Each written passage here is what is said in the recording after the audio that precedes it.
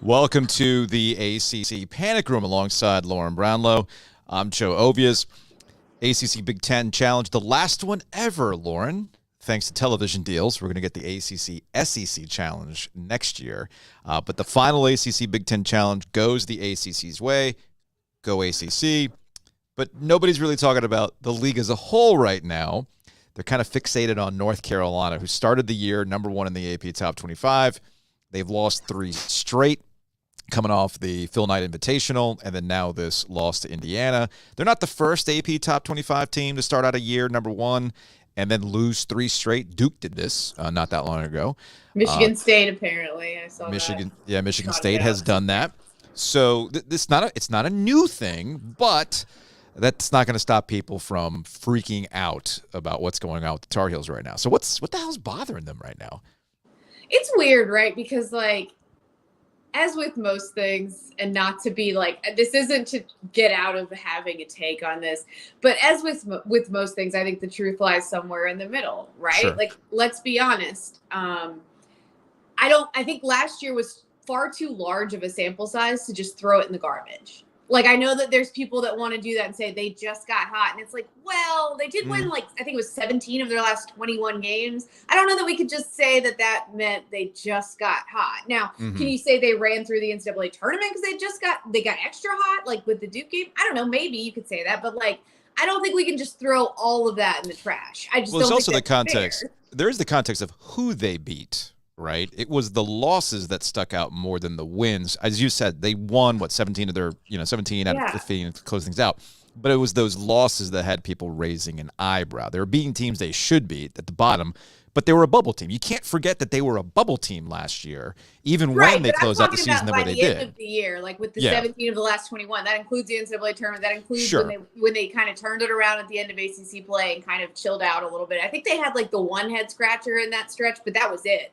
Whereas in the beginning of the season, they were getting like, I think they had like multiple blowout losses. So I was going to say, like, comparatively, the beginning of this season has not gone as poorly as last year's did, actually. I think that the problem is, and this is understandable from Carolina fans' point of view, is like, okay, well, why does this look like the beginning of last year when we saw what this team was capable of in March? We saw the improvements that RJ Davis and Caleb Love had made. Why does this team play like they just met too?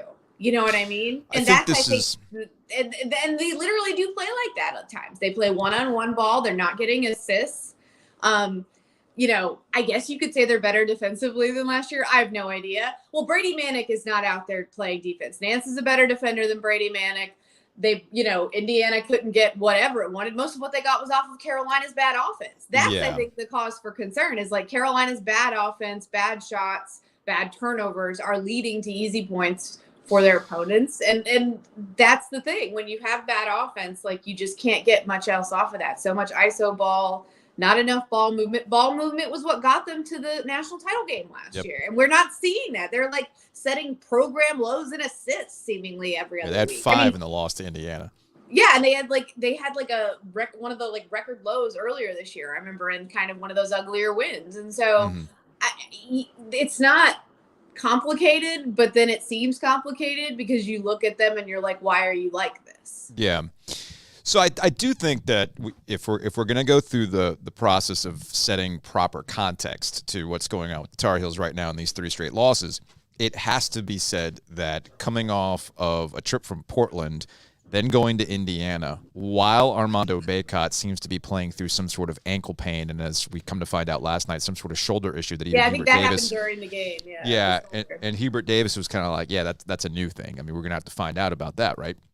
So that one's easy to explain. It's fairly obvious that Armando Bacot is not at 100%, and while you do commend him for going out there and being a gamer, you also wonder, hey, man, maybe take a step back to rest. It's just November basketball. Like, don't further hurt yourself at the expense of some November basketball against the ACC Big Ten Challenge, right?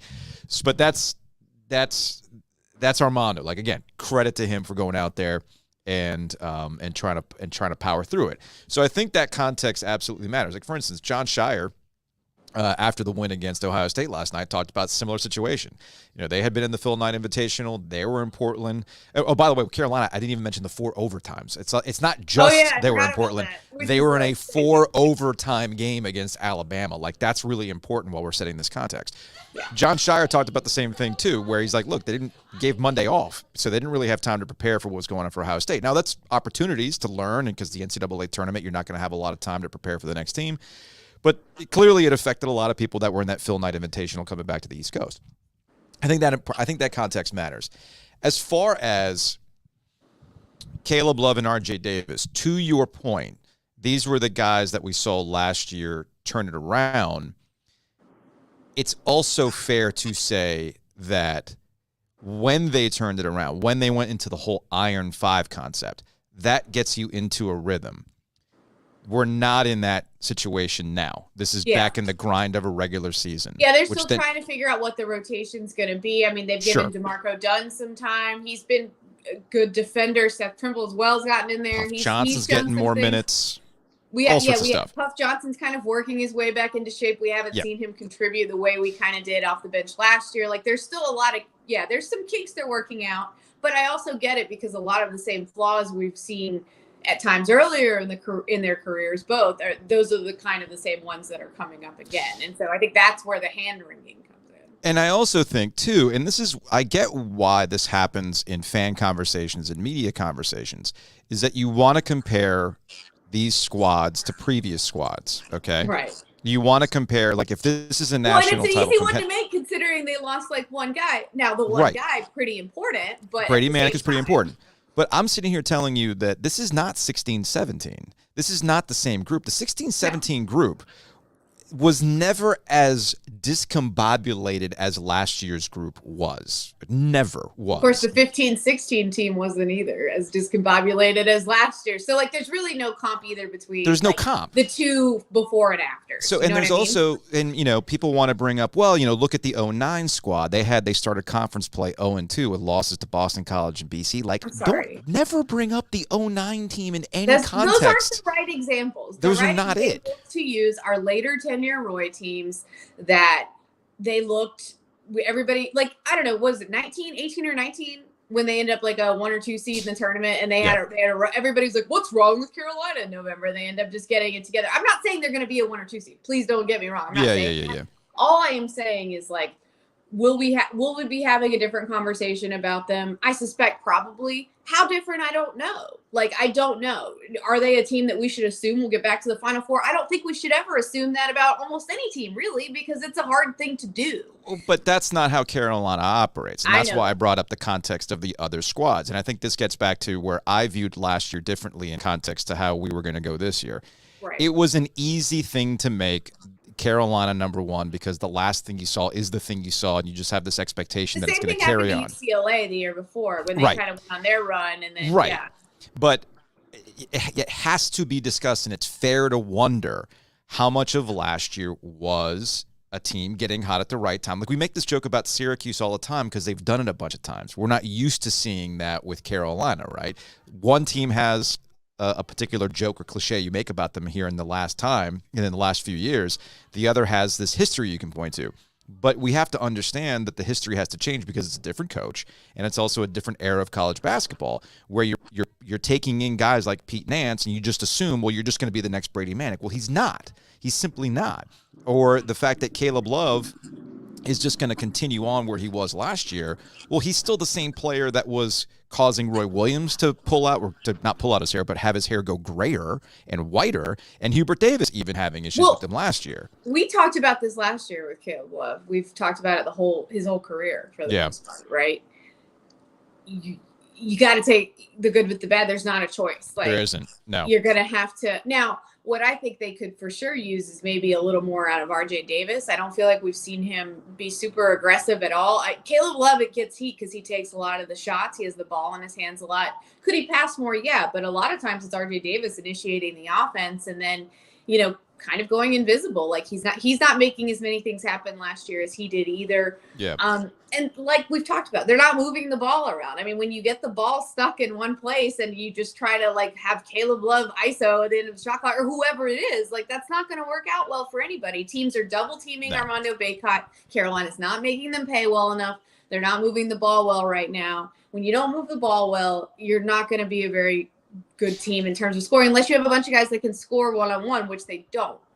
Shout out to Brian Barber, our old friend on the internet, also Sherelle McMillan of Inside Carolina. I know they were tweeting about this last night, that at this point with Carolina, it's okay to revisit the expectations. It's okay. Sure. It's Absolutely. Okay with this Carolina squad. And if you kind of recalibrate, like it's okay to put things in context last year, revisit those things like we did.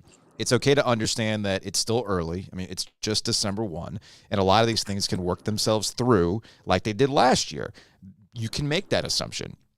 But I think it's also fair to just go ahead and recalibrate what exactly you expect out of this UNC team now that we've seen some other squads in the ACC in some action. Like, I think that Virginia, based on what I've seen so far, based on a win at Michigan, based on what they've done throughout the season, they have offense again.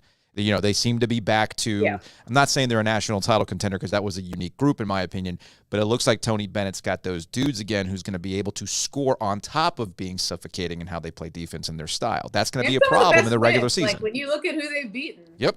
They have some of the best wins. I mean, we were kind of talking about it this past weekend. Like, who do you put number one?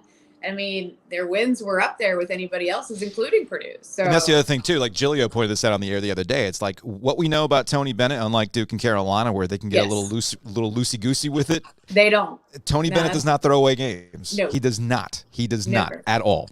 So that's not I do his think style. it's absolutely not. So I can envision a scenario where Virginia wins the ACC regular season ahead of Duke and Carolina. That shouldn't surprise anybody at this point. Speaking of Duke, I was at Cameron Indoor Stadium last night, finally getting an opportunity to watch Duke in person, and my immediate takeaway was, John Shire's been talking about how they're supposed to be a big team. They absolutely are a big team, right? And I think Duke, unlike Carolina, where you've got all the pieces and they've been here from the jump and you're wondering why things haven't worked out, I do think that with Duke, there's a little bit of grace going because they haven't really had the group that they thought they were going to have through a variety of injuries. So I think last night we probably saw at Cameron Indoor Stadium the most of what John Shire expects this team to be, which is a pretty versatile group, a pretty deep group. Yes, and I liked what I saw last night against Ohio State. Yeah, I mean, the thing that I've noticed about this Duke team, wins and losses aside, really, is that they play hard on the defensive end and they really buy in there. And that's, you know, it's part of why I worry about them a little less. And the fact that they're like, you know, all brand new, and I'm still learning half of their names. Well, it's not even just the new freshman guys too. It's like, oh, that's right, transfers too, and it's like the transfers. Oh, right, you got to like look it up on. Oh, okay, he's from. Okay, right, like there's a lot of Ryan Young. Like Ryan Young was my like. Wait a minute, where's this dude from again? Oh, that's right, he was at Northwestern. And while I sat here, I thought to myself, that guy looks like he's going to get overwhelmed. He wasn't. He does exactly what John Shire wants him to do. Just keep it ugly in the paint, be defensive, and we saw that last night. Yeah, no, I mean, that's the thing with Duke is like, I know they got blown out. I know they've had their moments or whatever. I know they have 2 losses, so gasp the horror right now.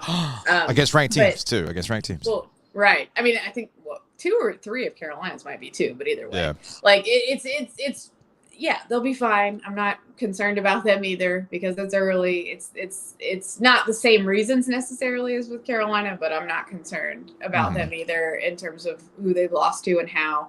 And yeah, that seems to be their identity to me, and it's a good one because you can build off that. You can get better offensively. You can kind of get more chemistry on that end. But, you know, if you build your identity on the defensive end, you can make things happen offensively, and you know, that's what they've been able to do so far. Meanwhile, to wrap up the totality of the ACC-Big Ten challenge, I mean, look, good for Wake to come out with a win. Clemson surprised, right? I do think that Miami also coming back. Cubans never Notre Dame's the one who locked it up, though. Yeah, Notre Dame did lock it up. I was going to say it's worth mentioning. I was going to say with Miami, Cubans never start on time, so they were a little late against Rutgers. Regardless. It might have been a conflicting game for some people. Yeah. Maybe some Miami season ticket holders, you know? Yeah, who knows? Yeah, that's true. That's true.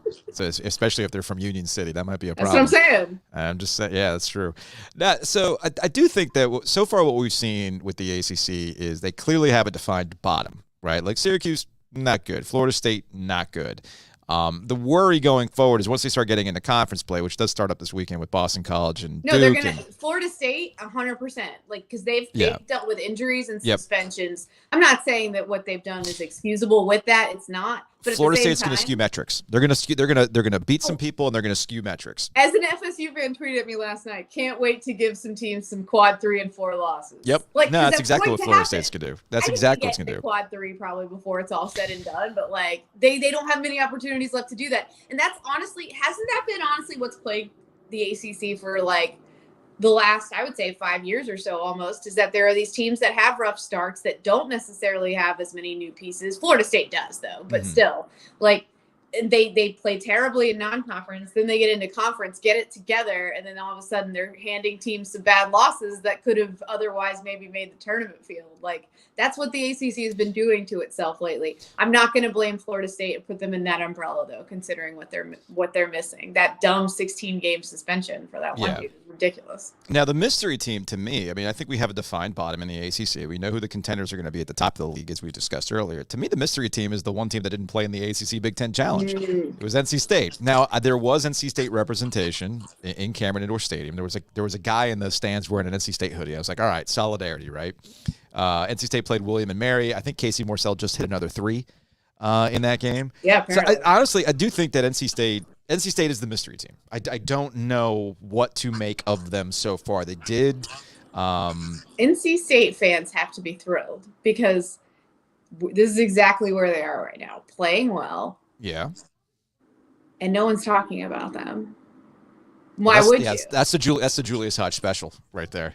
They gotta be. They're staying stealth right now. They are. Nobody's talking about them. People are hand wringing about North Carolina. People are wondering when Duke's gonna get going, and their state is just quietly. Nobody's talking about them. Yeah. They don't even need to get. Well, I mean, I'm sure some of them would like to get ranked. I'm not saying it's bad to get ranked, but I'm just saying like they're. This is the dream scenario right now, State fans. You should enjoy it. You're just still.